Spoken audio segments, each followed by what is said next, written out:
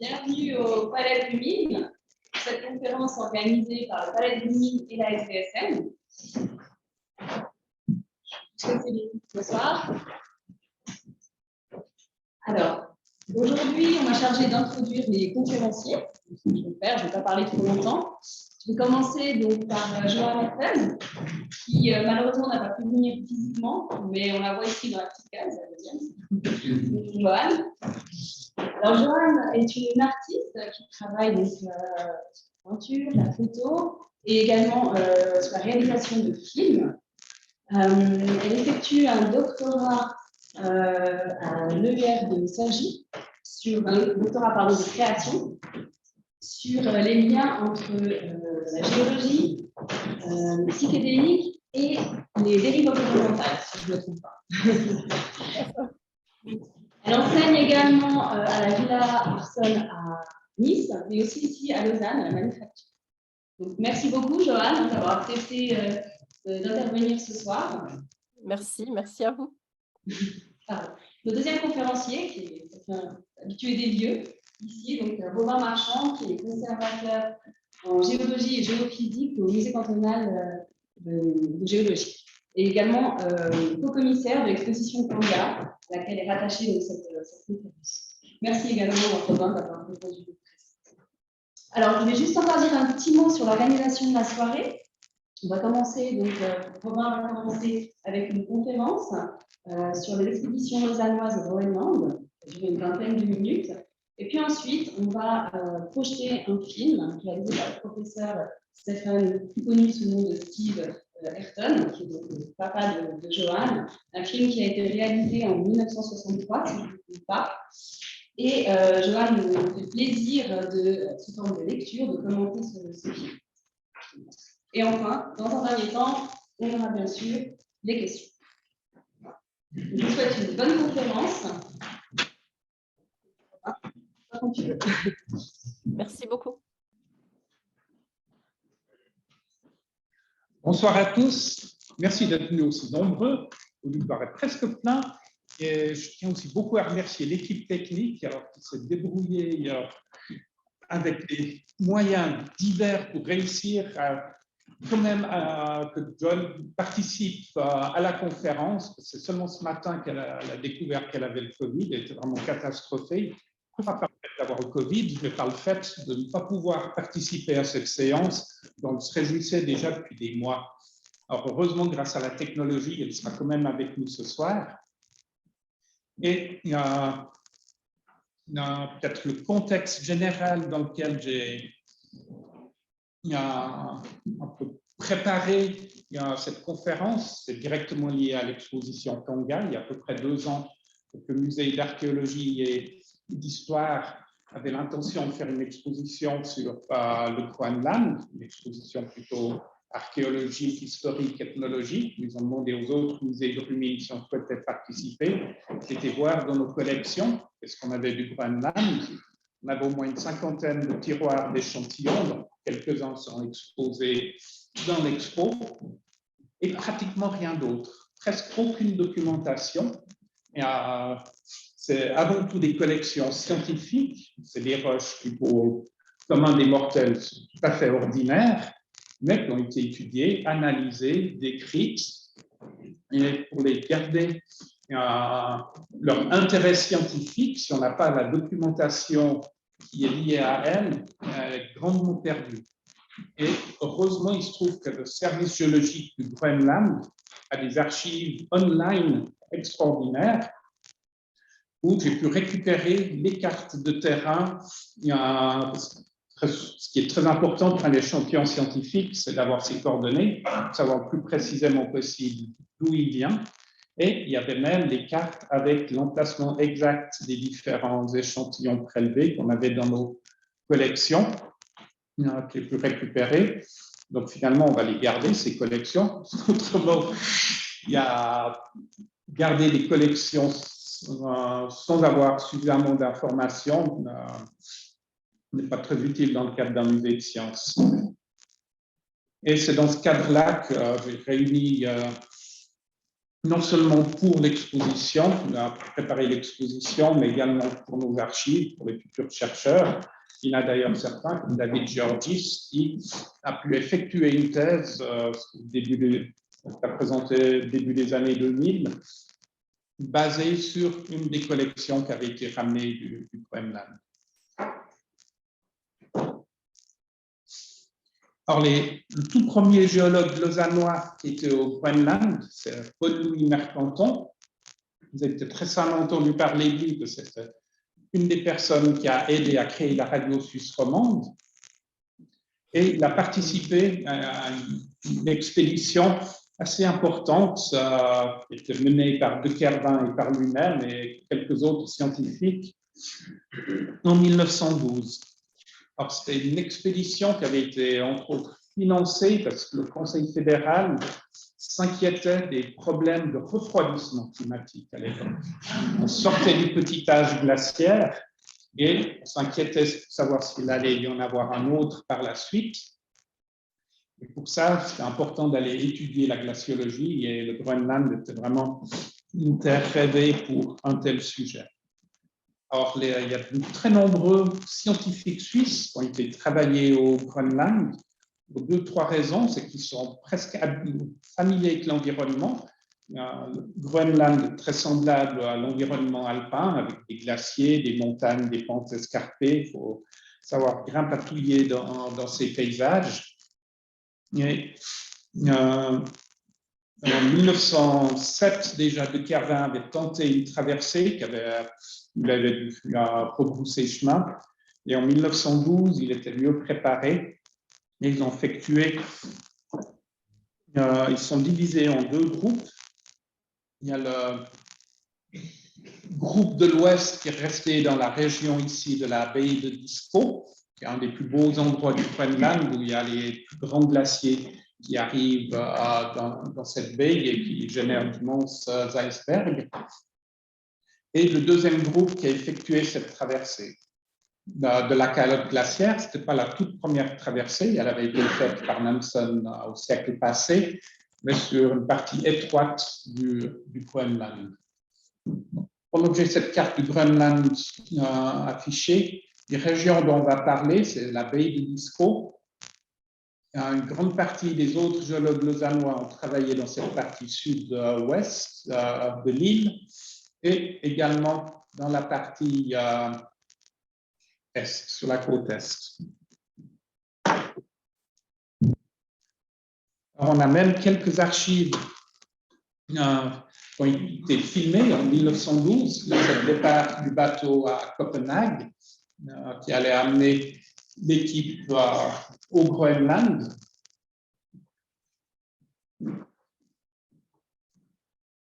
Au centre, vous avez De Kervin, et ici, c'est Paul-Louis Mercanton sur le bateau.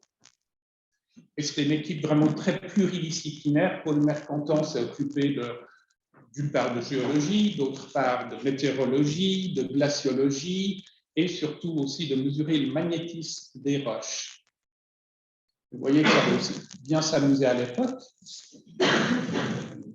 Et peut-être une des particularités de leur expédition et qui leur a permis d'avoir un succès mérité, c'est que contrairement à d'autres, comme Perry qui avait tenté depuis le Groenland d'aller au pôle Nord, ils sont inspirés des méthodes inuites pour se déplacer sur l'eau avec les canoës. Ils ont passé un certain temps à apprendre à manœuvrer les kayaks. Donc ça, ce n'est pas des Inuits, mais c'est toute l'équipe suisse. Et d'ailleurs, un des kayaks exposés dans l'exposition Kangal, un des kayaks qui a été ramené. Et une deuxième chose qui leur a permis de réussir la traversée, ensuite, c'était les attelages avec des chiens. Donc, ils ont aussi appris à se sortir, là, on va le voir, les kayaks de l'eau. On va réaliser aussi à quel point c'est vraiment léger, ces embarcations extrêmement bien adaptées à l'environnement. Et les voilà en train de s'exercer avec les chiens, pas avec beaucoup de succès au début, mais ensuite ils ont réussi à bien les maîtriser et effectuer pour l'équipe qui a fait la traversée. Or, les chiens, ils sont tous morts à la fin. Au fur et à mesure qu'ils allégeaient leur cargaison de nourriture, il fallait aussi nourrir les chiens.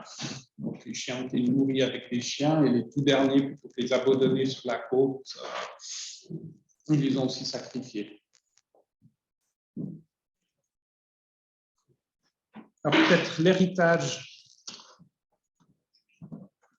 principal, je dirais, des travaux de Paul-Louis Mercanton, c'est aussi lié à des expéditions qu'il a fait par la suite, entre autres avec le commandant Charcot. Il a pu participer à plusieurs expéditions dans les régions arctiques, où il a continué à mesurer l'orientation magnétique dans les basaltes, les roches volcaniques, qui contiennent des tout petits minéraux aimantés, qu'on appelle la magnétite, qui s'orientent dans l'axe du champ magnétique terrestre lorsque la roche se fige. Ce qui fait qu'en principe, il devrait toujours indiquer le nord magnétique. Or, Mercanton s'est aperçu de deux choses qui clochaient un peu avec ça. C'est que d'une part, il ne ferait pas toujours le nord magnétique, donc ça pouvait être relativement décalé et plus que la migration elle-même du pôle magnétique, et aussi les inversions. D'un coup, ça montrait vers le sud plutôt que vers le nord. Et ces données semblent solides. Il a proposé dans les années 20, en 1927, à la Commission géophysique internationale de poursuivre ses études, dans le sens que, d'après lui, ça permettrait de corroborer ou d'infirmer l'hypothèse de la dérive des continents qui avait été émise par Wegener. Si les continents effectivement bougent à la surface de la Terre, les roches anciennes qui sont déplacées depuis ne vont pas montrer une norme magnétique. Et à l'époque, la majorité des gens ne croyaient pas à cette théorie de la dérive des continents et on lui a refusé les budgets. Et il a arrêté un peu ses études là-dessus. Et quelques dizaines d'années plus tard, grâce à la Deuxième Guerre mondiale et tenter de détecter des sous-marins allemands dans l'Atlantique, on s'est aperçu que tout le plancher océanique de l'océan montrait un magnétisme qui pouvait s'expliquer que si les continents s'étaient écartés, il y avait dérivé. C'est un prophète qui avait presque 50 ans d'avance sur la science. Ensuite, la deuxième grande étape, je dirais, des travaux lausannois au Groenland, on la doit à Marcel Bury. Je remercie François d'être venu parmi nous ce soir et de m'avoir donné accès à ces archives. Parce que Marcel Bury a passé les dernières années de sa vie, a passé des années, je pense, à faire des dessins pointillés de ses anciennes photos, délavées un peu, qu'il avait effectuées au Groenland, et à raconter un peu les différentes expéditions auxquelles il a participé. Et dans l'exposition Kanga, il y a un petit diaporama qui montre quelques-unes de ces images. Et vous pouvez aussi télécharger sur le site Internet cette brochure qu'on a publiée à l'occasion d'un colloque qui lui a été dédié il y a 2 semaines au Valais. Et c'est grâce à Marcel Bury que toute une série, presque une dizaine de géologues lausannois ont été travaillés au Groenland. Marcel Bury était passionné par les environnements polaires et il a cherché à trouver du travail en Scandinavie après ses études à Lausanne et sa thèse. Et il a réussi à décrocher en 1958 un job payé par le service géologique du Groenland pour tenter de retrouver des extensions des gisements de cryolite, un minerai exploité au Groenland qui est utilisé pour la production d'aluminium. Et la mine était en train de s'épuiser et il était engagé pour essayer d'en trouver d'autres. Donc là, il était tout seul comme lausannois à l'époque. Il a même demandé à une période donnée de travailler tout seul sur le terrain. Et là, il a expérimenté un peu ce cadre de solitude au Groenland, merveilleusement raconté dans ses souvenirs. Et en 1957, il a pu embarquer 3 étudiants lausannois, et d'ailleurs aussi 2 étudiants neuchâtelois, pour aller cartographier une région avoisinante, toujours dans le sud-ouest du Groenland. Et on voit ici Mark Weinman, l'ancien directeur du musée de géologie, présenté par son épouse ici aujourd'hui, qui lui-même n'a malheureusement pas pu venir et qui a présenté tout ça à ma classe. À côté, Luc-François Bonnard et Steve Ayrton, le papa de John. Et tous 3 ont effectué leur thèse au Groenland. Et Steve Ayrton est devenu par la suite professeur ici à l'Université de Lausanne. Et je crois passablement d'entre vous l'ont connu dans cette fonction. En 1958, la même équipe est repartie. Marcel Bury ne s'est pas joint à eux cette année-là. Mais par contre, en 1959, il est retourné et au fil des années, le service géologique du Groenland a eu des moyens de plus en plus considérables grâce à l'armée américaine qui, suite à la guerre froide, suite à la Deuxième Guerre mondiale et à la guerre froide, a implanté, je crois, jusqu'à 5 bases militaires au Groenland, où il payait des contributions évidemment au Danemark pour ça, mais dont une des clauses était que tout l'argent devait être dépensé au Groenland pour le Groenland. Et c'est grâce à ça que petit à petit, le service géologique du Groenland a obtenu des moyens considérables. Et en 1959, on voit là sur une des photos de Marcel, Steve Ayrton qui tient quelque chose d'extrêmement rare au Groenland, c'est du bois, il n'y a pas d'arbres là-bas. Près de tous les bois qui flottaient, de troncs qui dérivent dans l'océan sont récupérés pour fabriquer des outils, des maisons. Alors,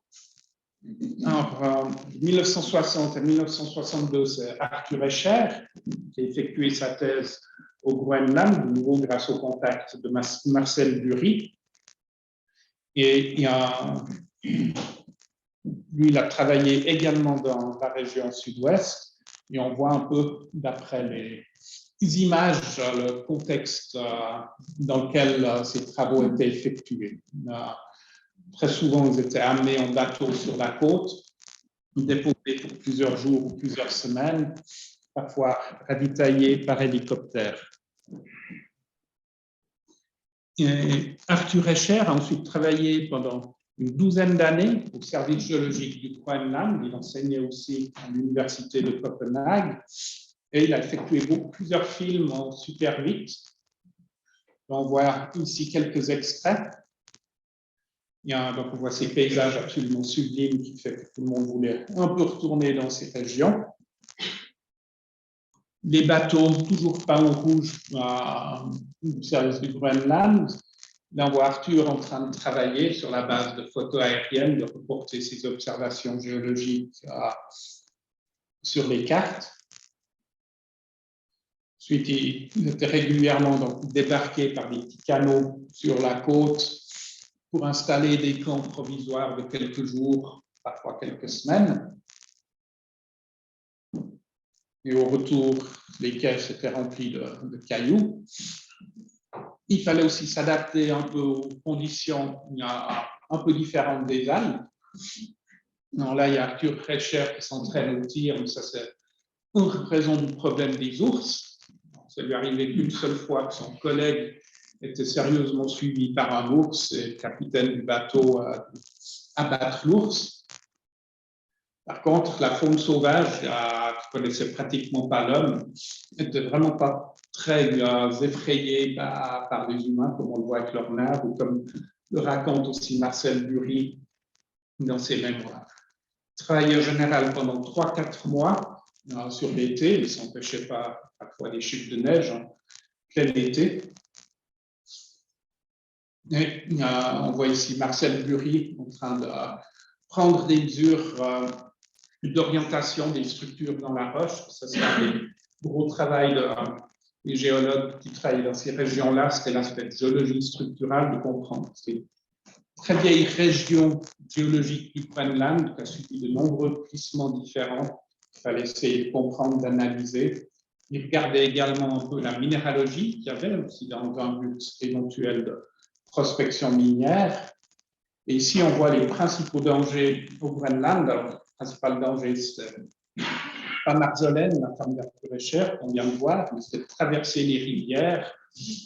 Un des autres dangers, un problème, c'était des moustiques. Un autre ici, on voit Marcel Bury en train de tâter la glace pour être sûr de ne pas passer dans une crevasse en se promenant sur un glacier. Et dans les dernières années où Arthur Escher a travaillé au Groenland, avec son frère, ils ont eu à disposition un hélicoptère chacun. Donc, un hélicoptère fait voir avec le drapeau suisse, la marque Heli Suisse, avec son pilote suisse qui avait été loué par le Groenland. Là, on a un bœuf musqué qui profite d'avoir une sorte d'arbre pour pouvoir se gratter. Et là, avec les hélicoptères, ils avaient accès à des parties normalement, qui été extrêmement difficile de traverser les glaciers comme ça pour aller examiner les différentes roches. Il suffisait juste de prendre une mallette, d'aller examiner les roches, puis le soir, ils retournaient en hélicoptère à la base militaire américaine, d'où ils étaient partis. C'est donc justement une des bases. On voit que rien qu'en l'espace de presque une dizaine d'années, les conditions de travail entre la première expédition de Marcel Bury et les suivantes ont passablement évolué.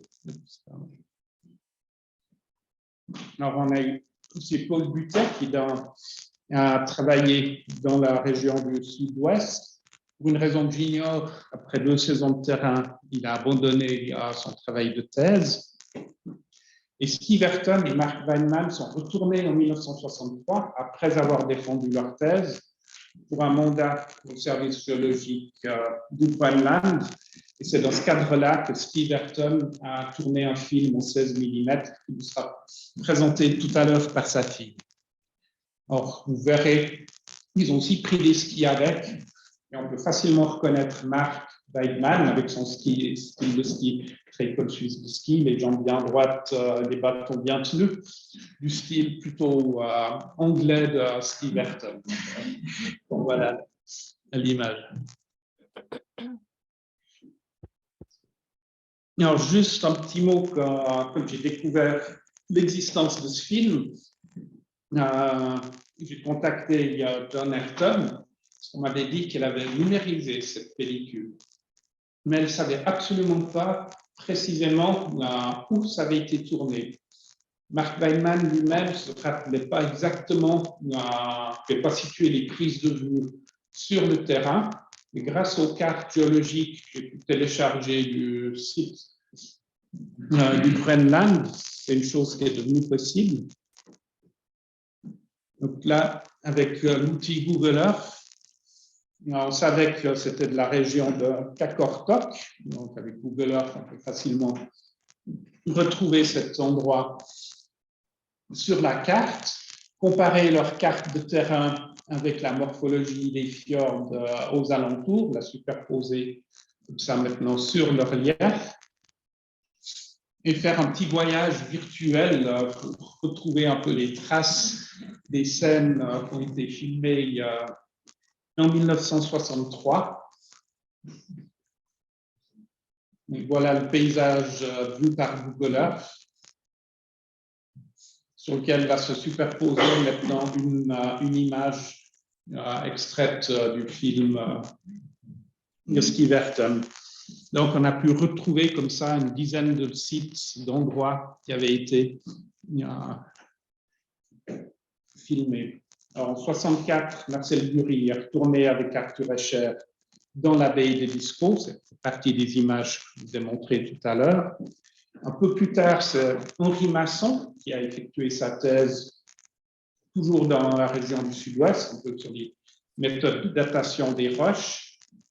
Alors, Henri Masson est aussi devenu professeur ensuite à l'Université de Lausanne, et c'est sur la base de sa collection que David a pu par la suite effectuer sa thèse avec des nouvelles méthodes plus performantes de datation des roches, d'où l'utilité de conserver ces collections scientifiques. Le petit frère d'Arthur Escher a aussi été effectuer sa thèse après ses études à Lausanne au Groenland, toujours dans la région du Sud-Ouest, et ça l'a tellement plu qu'il a effectué ensuite toute sa carrière jusqu'à la retraite au service géologique du Groenland.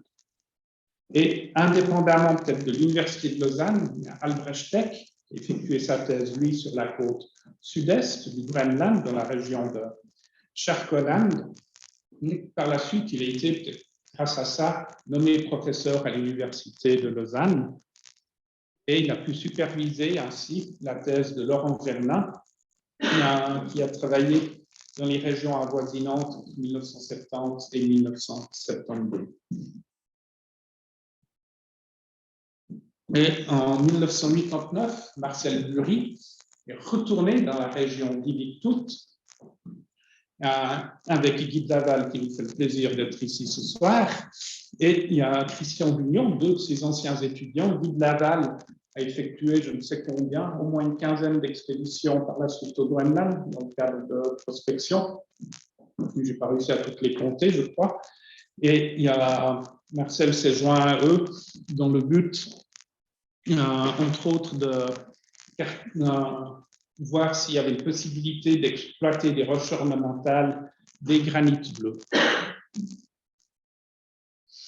Alors, si on fait un peu un bilan de ce que Marcel Bury et les géologues de cette époque-là ont amené à Lausanne, c'était 8 thèses de doctorat, plus d'une cinquantaine de publications scientifiques, entre autres un livre édité par Arthur Escher, une vingtaine de cartes géologiques publiées, dont 2 compilations de la géologie du Groenland en entier. Et ça permet à beaucoup de ces participants de faire des belles carrières, que ce soit de devenir ensuite professeur d'université ou directeur de musée.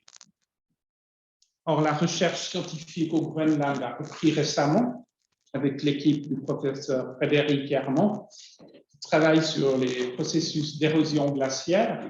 On voit ici une de ses doctorantes qui viennent de Dunkerque en train de prélever des carottes de sédiments dans l'abbaye de Disko.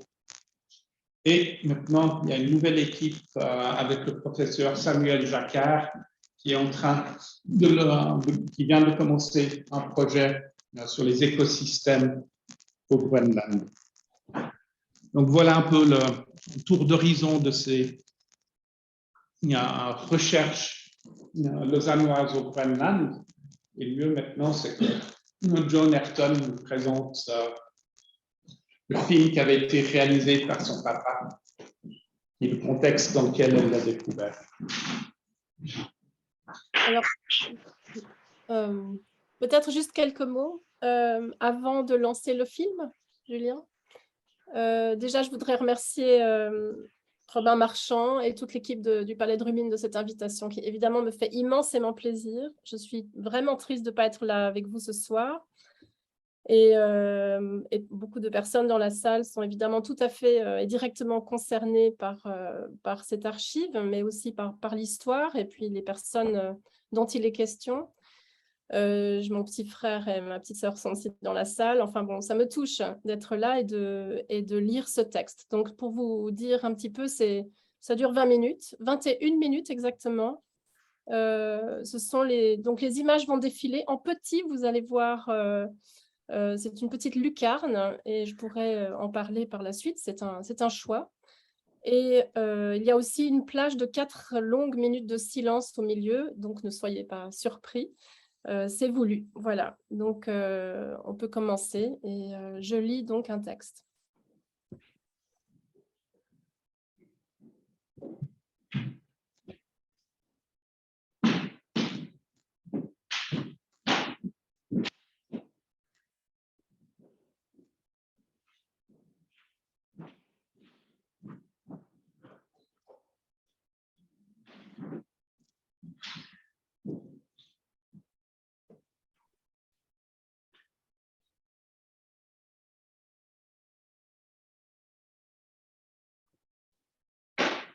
Durant les années 50-60, le service géologique de Copenhague entreprit de cartographier de vastes régions côtières du sud-ouest du Groenland, une région du nom d'Iviktut, non loin des communes nommées Narsak ou Qaqortoq.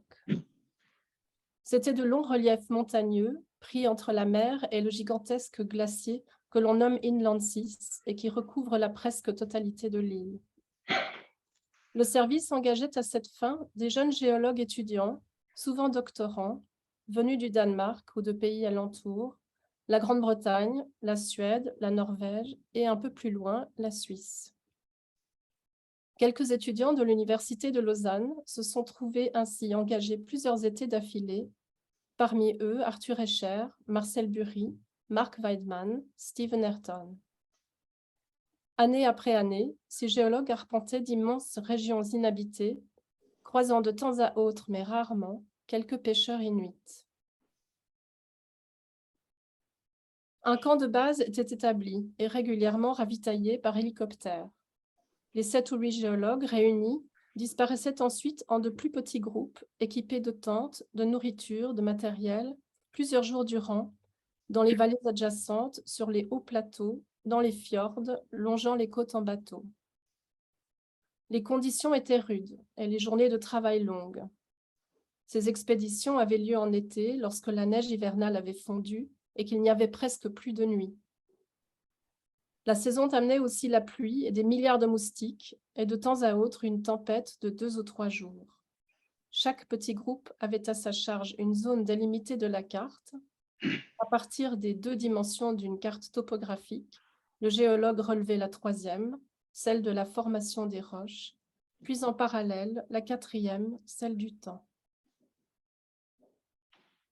Stephen Ayrton, l'un des 3 géologues, c'était mon père, emmena avec lui en 1963 une caméra 16 mm. Ce n'était pas son premier été au Groenland, je pense qu'il y est allé 3 ou 4 fois. L'histoire de ses séjours est longtemps restée relativement inconnue de sa famille, de ses enfants. C'est en le questionnant il y a 12 ans que j'ai appris davantage sur cet épisode de sa vie d'étudiant, et donc aussi l'existence de ces images restées au fond d'un tiroir durant plus d'un demi-siècle. Lui-même ne les avait jamais revues et était convaincu qu'elles s'étaient effacées depuis. Il y a 12 ans donc, je les ai découvertes, puis scannées, mais pas montées. Elles défilent ainsi dans leur ordre initial. Il ne s'agit pas d'un film, mais d'une succession d'images mises bout à bout, avec leurs tremblements, leurs imperfections. Mon récit n'a pas pour but de les illustrer, mais de les accompagner comme une autre partition, libre et autonome.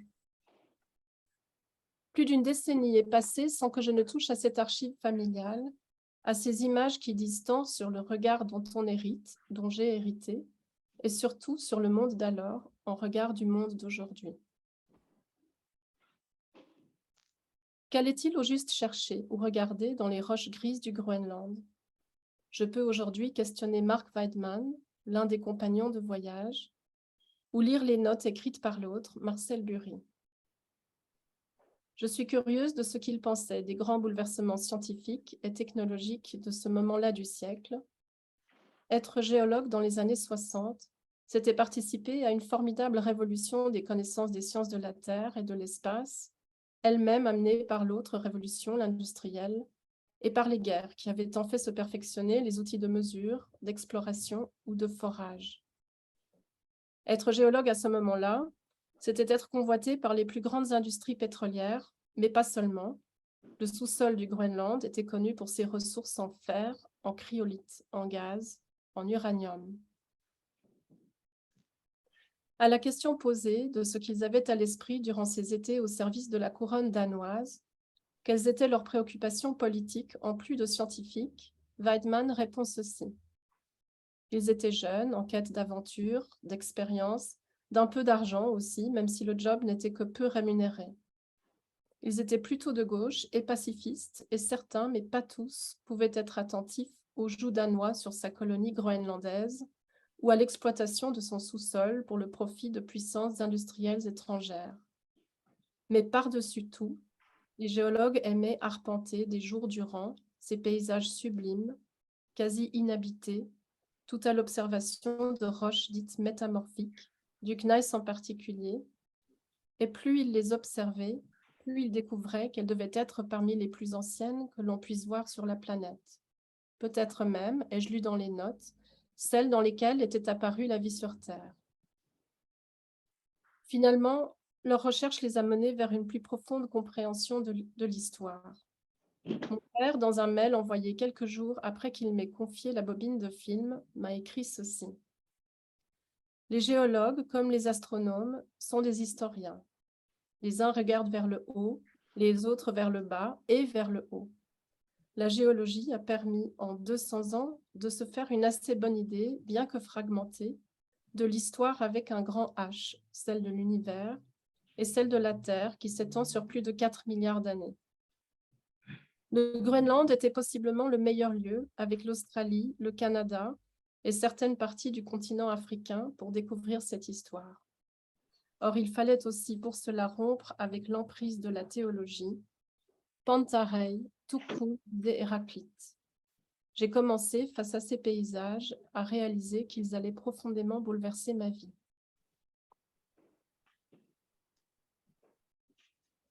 « 20 mai, note de Marcel Bury.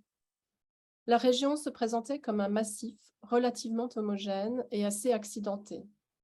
Le fjord était très encaissé entre des pentes d'environ 500 mètres. Les conditions n'étaient guère plus accueillantes sur le fjord de Serminigarsuk, dont le fond était occupé par un magnifique glacier. On n'a pas fait de vieux os à Iviktut. Un bateau a déposé Lul, puis Steve, et tout au fond du fjord, Marc et moi. Une petite terrasse nous a permis de dresser confortablement les 2 tentes qui, normalement, composaient ces camps de base.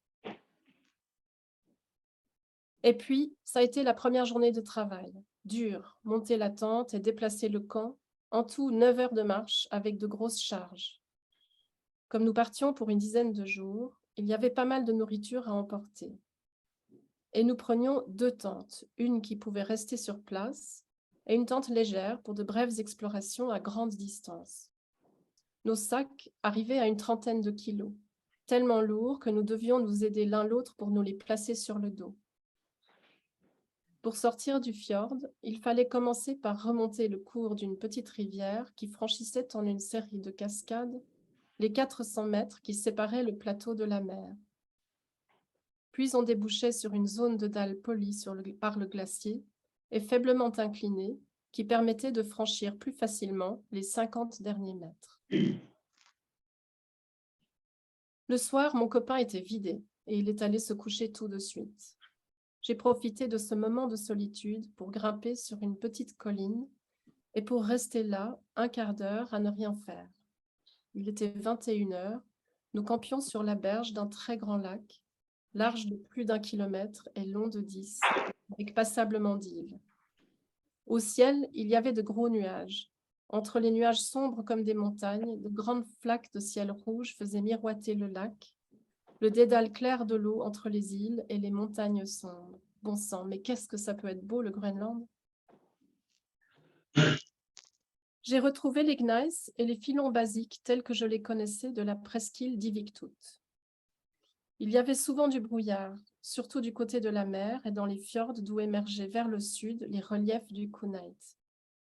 Mais il fallait se méfier de ce brouillard qui pouvait gagner le plateau. Il y avait alors avantage à vite retrouver le campement pour éviter de se perdre dans le dédale des collines. L'absence de nuit était aussi un problème. Je me souviens qu'un jour, après bien des heures de marche, nous avions atteint des affleurements intéressants tout au nord de la presqu'île. Vu leur éloignement, on a décidé de les regarder de près pendant qu'on y était, après quoi il a fallu regagner la tente. Ce jour-là, nous avions travaillé une 20aine d'heures. Inutile de dire que le lendemain, lorsque j'ai découvert ces images pour la première fois, j'étais stupéfaite, non pas seulement par leur simple existence, mais par la beauté des paysages, des roches, des moraines, des fjords, de l'immensité déployée. Et par les couleurs, si vives, sans doute rehaussées par la pellicule 16 mm. Mais j'étais aussi frappée par le silence qui les accompagnait. Elles étaient certes muettes par la technique qui ne permettait aucune prise de son, mais pas seulement. Aucune note n'accompagnait la bobine de film, et le temps étant passé, ni mon père ni Mark Weidman n'étaient en mesure, 50 ans plus tard, d'identifier dans leur défilement tel fjord, tel vallon, tel pic. Ces grandes étendues quasi désertiques m'apparaissaient sans nom détaillé, sans légende. Les mouvements de la caméra, de longs plans de gauche à droite, de droite à gauche, de haut en bas, ajoutaient, me semble-t-il, à ce silence, comme lorsqu'on scrute l'horizon, profondément absorbé par ce que l'on cherche au loin. Je connaissais bien ces yeux qui filmaient le paysage, et j'étais troublée de voir ces yeux voir, de me glisser ainsi au creux d'un regard qui m'avait été manifestement transmis. Bien qu'elles m'aient été confiées, ces images ne m'appartiennent pas. Elles sont à lui, à mon père. Et je trouve intéressant que plus d'une décennie soit passée entre leur découverte et ce récit. L'archive pose de multiples questions et trouve lentement son chemin jusqu'au temps et au lieu de son dévoilement. Le premier a eu lieu en 2020 à Paris, le second a lieu aujourd'hui, ici et face à vous, et grâce à Robin Marchand qui, un jour, il y a quelques mois, prit contact. Je lui ai envoyé les images et ce texte, et m'est parvenu en retour un véritable trésor.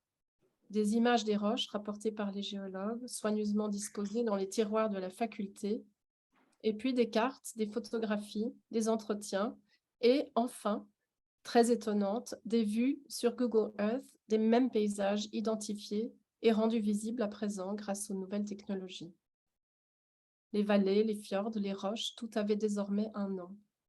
L'archive était non seulement dévoilée, elle se mettait à parler. 12 août, note de Marcel Bury. Je t'écris du camp de base où tout le monde se repose, contrairement au programme qui nous voudrait sur le plateau. Le temps nous a pas mal contrariés. À quelque chose malheur est bon. Je suis confortablement installée sur des caisses dont la plus grosse me sert de table.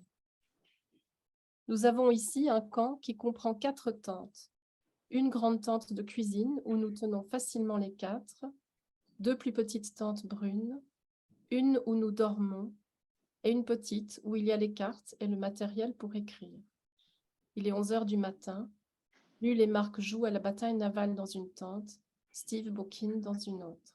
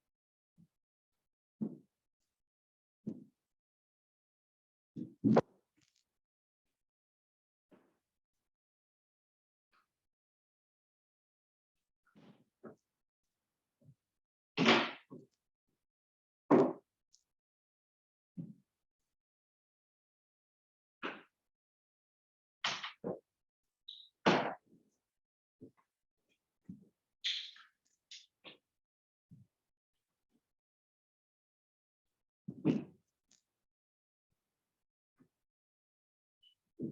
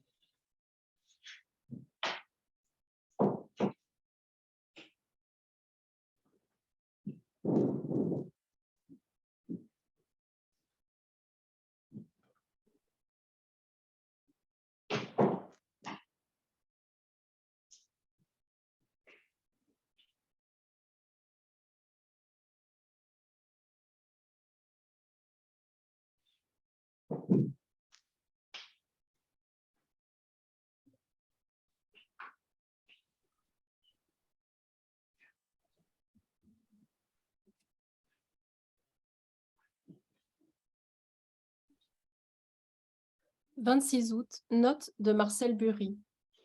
Nous avons quitté le camp à midi avec l'intention de rester sur le plateau jusqu'au 24. Nous repartions donc, Steve, Lul, Marc et moi.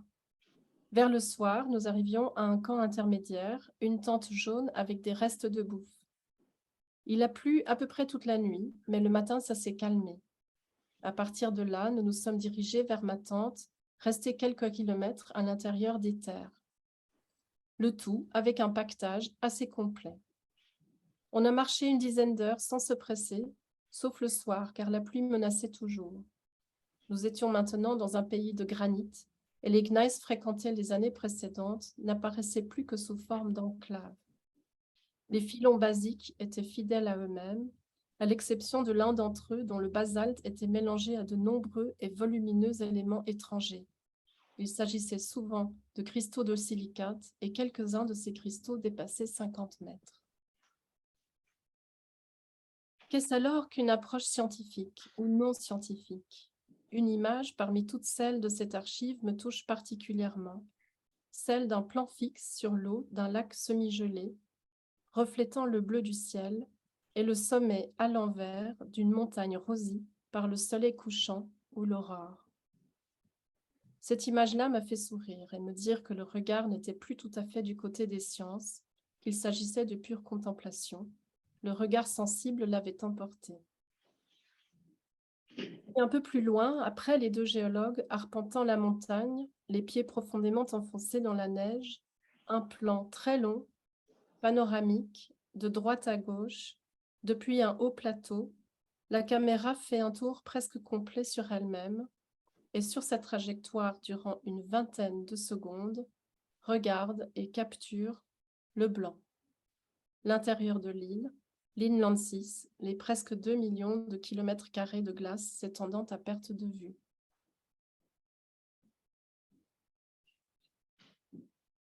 Le silence de ces grandes étendues groenlandaises s'est peu à peu transformé en ce qui sonne aujourd'hui comme un fracas assourdissant, celui d'une course effrénée au profit, d'une ruée contemporaine vers l'or, le diamant, le pétrole, l'uranium, le gaz, le plomb, le cuivre, le zinc, l'aluminium, et à présent vers le tantal, le thorium, le néodyme, vers les terres rares essentielles à la fabrication de nos outils numériques.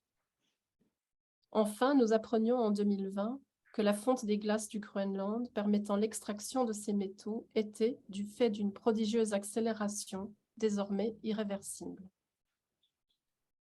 L'île n'est plus à proprement parler une colonie danoise, mais elle demeure sous son emprise politique et économique, comme sous celle d'industries étrangères au capital surpuissant. Aussi, elle est jadis passée de main en main, selon les divers statuts des pays voisins, s'est trouvée ainsi rattachée au Canada, à l'Islande, à la Grande-Bretagne, à la Norvège. Par 3 fois, les États-Unis ont tenté de l'acheter, Donald Trump le dernier, mais Truman en avait proposé 100 millions de dollars avant lui, en 1946. L'île est devenue le lieu de tous les enjeux les plus contemporains, des enjeux profondément liés au destin de notre planète, mais avant tout à celui d'une population inuite, si longuement et encore aujourd'hui dépossédée d'une totale et pleine souveraineté sur son territoire. Fin de l'été, note de Marcel Bury. Enfin, ce fut le moment des mises au net, des cartes et des essais de synthèse. Si mes souvenirs sont exacts, c'est alors que Marc et Steve nous ont quittés. Ils n'avaient pas encore terminé leur diplôme et le retour à Lausanne était impératif.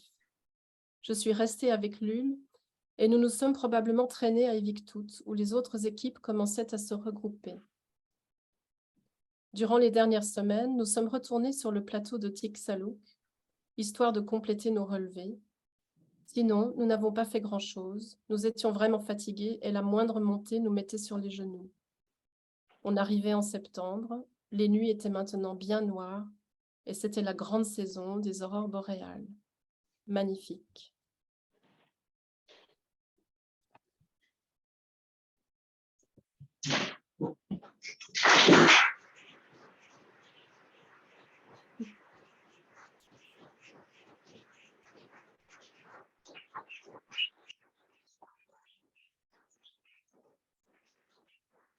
Merci. Merci beaucoup, Joanne. C'est très gentil. On arrive à la séance des questions. Alors, ça peut être dirigé vers Romain Marchand, vers Jonathan. Tout est possible. Elle nous entend. Et puis, voilà, on l'entend aussi, donc tout va bien. Qui désirerait commencer?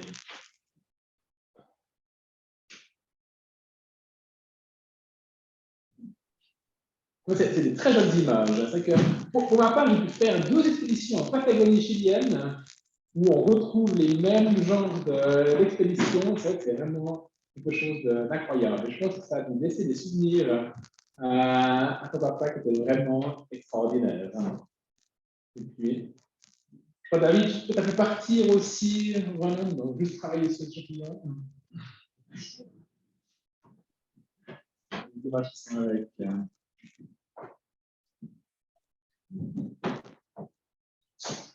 oui. J'imagine que ces images d'archives pourraient être utilisées pour, si c'était nécessaire, mettre encore plus en évidence les impacts de l'humanité sur notre planète. Si justement, maintenant qu'il a été possible de localiser précisément l'endroit où ces images ont été prises, il faudrait regarder aujourd'hui à quoi ressemble le glacier X ou Y qui a probablement diminué.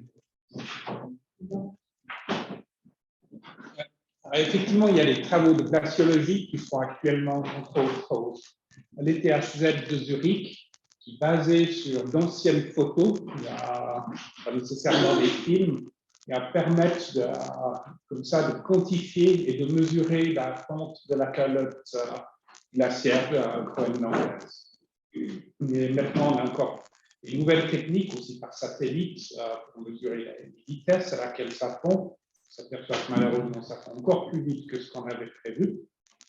Et par exemple, Arthur Escher disait que s'il avait compté à côté du grand glacier qui arrive dans la baie de Disko, qu'il avançait de 30 mètres par jour. On en est à 60 aujourd'hui.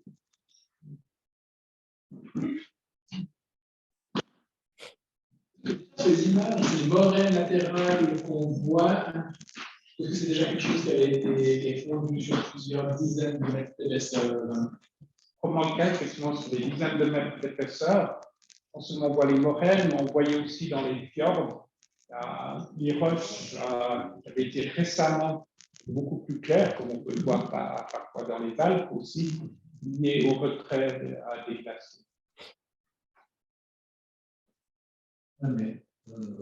Ce retrait des glaciers qu'on a vu sur les photos, c'est celui qui s'est réalisé avec la Carrousel.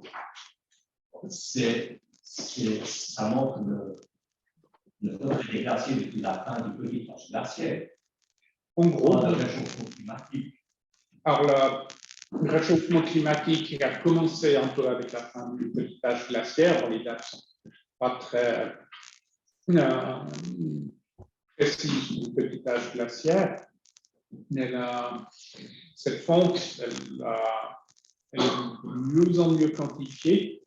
Vous pouvez voir dans l'exposition aussi les prévisions pour la suite de la fonte. Il y a une animation vers la fin de l'exposition en fonction des différents scénarios de fonte, permettra de voir que si on n'agit pas pour ralentir le réchauffement climatique, il n'y aura plus de glace au Groenland en 3 mois.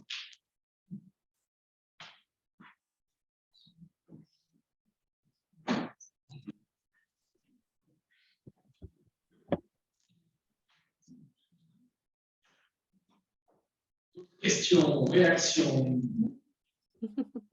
Oui. La dernière fois, vous parliez des Inuits. Est-ce que les géologues en rencontrent?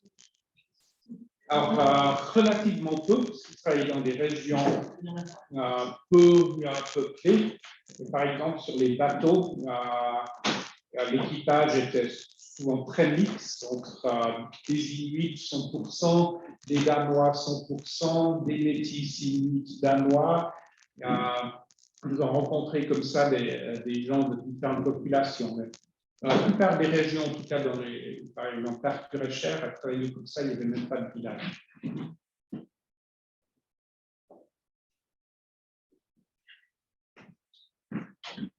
Je crois que j'aurais quelques compléments à apporter, peut-être à l'histoire des géologues au Groenland. La première, c'est que Marcel Lurie m'avait proposé une thèse au Groenland en 1973.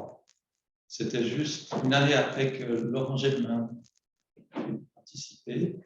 Donc, moi, j'aurais pu travailler à l'UNI comme assistant. Et puis, comment ça m'intéresse? Ça m'intéressait beaucoup parce que, grâce au cours de Steve et de Marcel, j'étais très passionné du Groenland.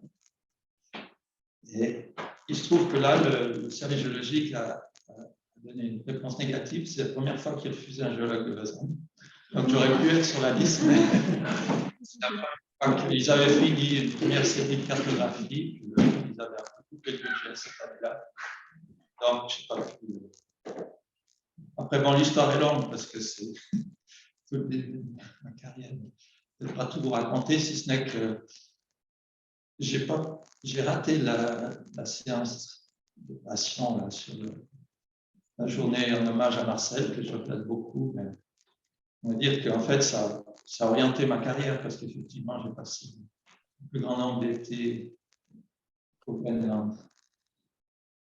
Après, bon, bien sûr, j'ai travaillé pour des compagnies canadiennes et danoises pour l'exploration minière.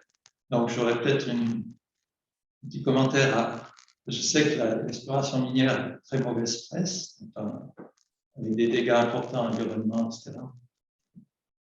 Bon, ce que j'aimerais rajouter, c'est que moi, j'ai expérimenté, j'ai travaillé dans différents pays, mais par exemple au Groenland, ce qui est quand on fait une exploration, c'est un long processus, et au moment où on veut développer une mine, il y a toute une étude d'impact, des études de base, enfin tout ça. Puis suivant le pays et la législation, c'est pas du tout la même chose. Il y a des pays très réglementés comme le Groenland ou le Canada, où ils n'hésitent pas à stopper des projets si ça ne correspond pas à leurs critères, ou si ça provoque trop d'impacts environnementaux. Après, ça a forcément des impacts, hein, mais ils peuvent être limités. J'ai commencé ma carrière là-bas à la mine de plomb et zinc de Lake Angel, sur le district de Manac. Donc là, effectivement, ça date des années 70, 75. Là, il y avait des conséquences parce qu'une partie du fjord était consacrée aux tailings. C'était un bras du fjord qui était pas mal contaminé. Puis après, quand ils ont fermé la mine, ils ont eu beaucoup de problèmes de contamination, de compensation, etc. Donc, l'idée que le Groenland est entre les mains de grandes multinationales spécifiques là pour faire des profits, ce n'est pas mon expérience. Donc, l'exploration minière, bien sûr, il y a des grosses boîtes, mais il y a beaucoup de juniors, ce qu'on appelle au Canada. J'ai travaillé pour des juniors qui ont de la peine à trouver un peu d'argent pour aller faire quelques forages. Donc, OK, je ne vais pas apporter le débat là-dessus, mais j'aimerais nuancer quand même le fait que, par exemple, maintenant, la législation minière a été rapportée au Groenland, décidée par le gouvernement. Au Groenland, les Danois, bon, ils soutiennent qu'ils travaillent ensemble. Maintenant, c'est les Groenlandais qui qui décide à qui il donne des concessions, etc. Il y a quand même une semi-indépendance, une indépendance assez du gouvernement groenlandais, avec des représentants des communautés locales. Donc, ce n'est pas comme si c'était un Eldorado où tout le monde peut aller s'enrichir. C'est très réglementé. Au niveau environnemental, c'est comme le Spitzberg aussi, hein, c'est des écosystèmes, c'est très sensible. Donc, ils font très attention.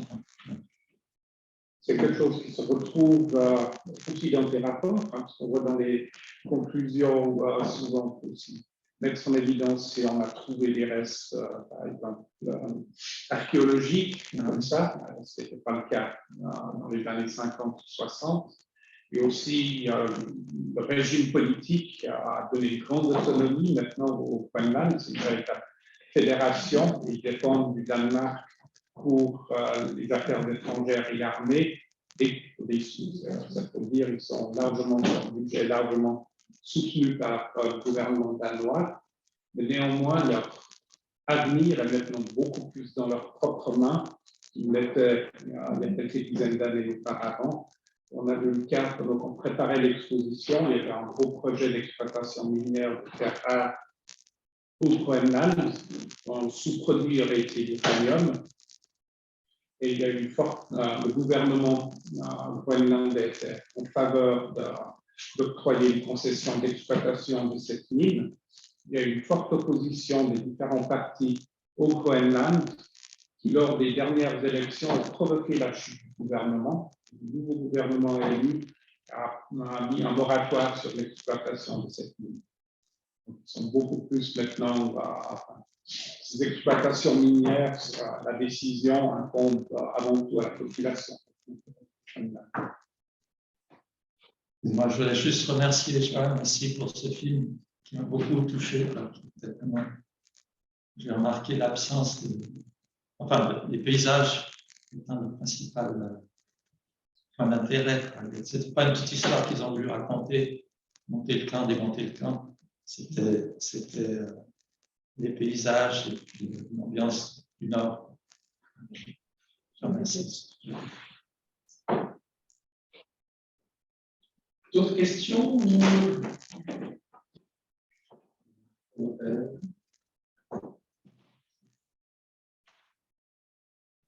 Qu'est-ce que vous allez faire avec ce film après? Je n'ai pas entendu la question, pardon. Qu'est-ce que vous allez faire avec ce film après? En fait, c'est comment dire, en fait, c'est un objet de mon travail artistique, hein, et c'est un film, enfin, comment dire, je commence à le considérer comme une pièce de mon travail, mais c'est vrai qu'il a été montré 2 fois au Muséum d'histoire naturelle à Paris, donc un lieu de science a priori, et là ce soir, donc, je ne sais pas, c'est un objet un peu étrange parce qu'il, si on n'a pas le Covid, il suppose que je sois présente à lire ce texte, en fait. C'est une lecture, c'est presque une performance, en fait. Et voilà, donc c'est comme une sorte de film un peu expérimental de mon travail artistique depuis 2 ans.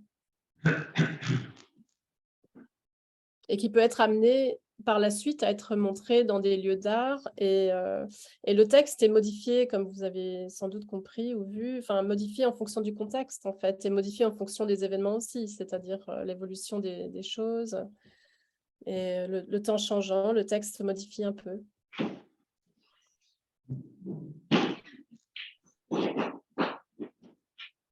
Mais c'est vrai que pour parler un petit peu enfin, déjà, je voudrais remercier beaucoup aussi Mark Weidman et Anne-Lise, qui est ici, je crois qu'elle est dans la salle aussi, qui m'ont accueilli chez eux vraiment très, très généreusement pour me parler de ces expéditions, parce que finalement, l'idée de faire cet objet un peu étrange d'un texte lu sur des images qui ne sont pas les miennes, mais venu par une opportunité, une invitation, une carte blanche au Muséum à Paris. Et j'ai décidé de les montrer pour la première fois. Mais je ne savais rien, en fait. Et mon père n'étant plus là, j'ai été rencontrer Marc, qui a été vraiment très généreux en récits et c'était des beaux moments. Donc, j'ai pris beaucoup de choses de nos conversations et puis surtout, il m'a confié aussi une enveloppe avec les cartes de l'époque et puis le fameux document de Marcel Bury dans lequel j'ai tout retrouvé. Donc, tout s'est ouvert un peu. C'est comme une histoire qui se dévoile au fur et à mesure depuis 2 ans. Et puis maintenant, avec Robin Marchand, de façon incroyable, enfin, tout d'un coup, tout s'éclaire en fait, autour d'une archive qui était sublime, mais c'était des images, d'abord, elles ne m'appartiennent pas, et c'était presque trop beau quand mon père me les a données il y a 10 ans, me les a confiées, enfin, je ne sais pas s'il me les a données, je crois qu'elles sont à nous tous, enfin, à la famille, mais il me les a confiées, et c'était trop beau, je ne savais pas, enfin, j'ai écrit un texte à ce moment-là, mais c'était à lui et c'est une histoire qui m'appartenait pas en fait. Mais puis 10 ans plus tard, tout d'un coup, j'avais des choses à dire sur ce texte. Voilà.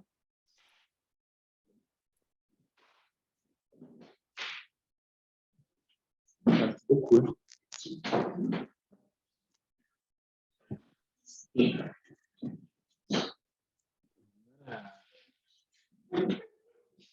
Bien. Petit coup de pub pour terminer du coup la soirée. Voilà. Si ça vous a plu, autant de plaisir que moi à participer à cette double activité conférence et film, et bien la Société vaudoise des sciences naturelles refait un partenariat avec les musées cantonaux en marge de l'exposition Tanga, que vous connaissez ici, le jeudi 12 janvier, aussi à 18h30, dans cette même salle, avec une conférence qui sera sur les aurores boréales et australes. Si jamais, voilà, elle sera aussi disponible online de façon officielle. Et puis, si vous connaissez les jeux scientifiques, eh bien, on a ouvert la semaine dernière le prix SBSN 2022. Et voilà, si vous êtes, s'ils sont fiers de leurs travaux et puis vous pensez qu'il y a une possibilité pour qu'ils obtiennent ce prix, eh bien, on encourage voilà, tous les jeunes chercheurs de moins de 21 ans qui ont fait un travail en sciences naturelles. Et puis, si vous êtes intéressé à ne rien rater du programme 2023 qui s'annonce vraiment super intéressant, eh bien, vous avez tout plein de petits flyers qui sont là sur le reposoir en bois, où vous pouvez voilà, devenir membre de la Société vaudoise des sciences naturelles. Voilà. Cette soirée, on a eu tout plein de notre partenaire principal, les musées cantonaux, et puis également quelques sponsors qui ont joué un rôle très important, en particulier Conti qui voyage, qui fait des voyages dans le Nord, qui veut retourner au Groenland pour voir les vraies images. Ça peut toujours être très très chouette. Voilà, et puis avec les partenaires. Si vous avez encore des questions à Robin, je pense qu'il y a moyen de l'empêcher de sortir ou de me poser encore tout plein. Sinon, Johan, je ne sais pas trop. Ouais, si quelqu'un désire aller dans un petit point de calme pour poser une question, on peut organiser ça aussi. Ou sinon, eh bien, on peut regarder pour la mettre en contact ou ce genre de choses. Mais moi, je vous remercie à toutes et tous d'être venus. C'est très chaud au cœur de voir cette auditoire Marbelle plein à craquer. Et puis, voilà, je vous attends avec plaisir le jeudi 12 janvier à cette même place. Merci beaucoup.